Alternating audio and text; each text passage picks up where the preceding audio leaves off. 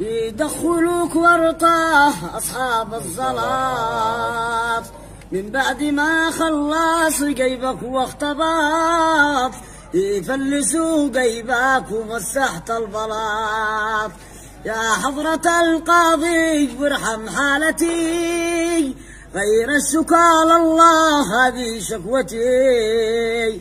أنا قصير حقري بهذه بلوتي، مسجون قد لي شهر ومدري بقصتي.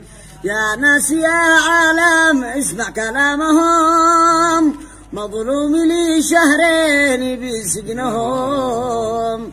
من باعني للسجن الله يصيبهم، ظلمتني أيام وأنا ببكي لهم.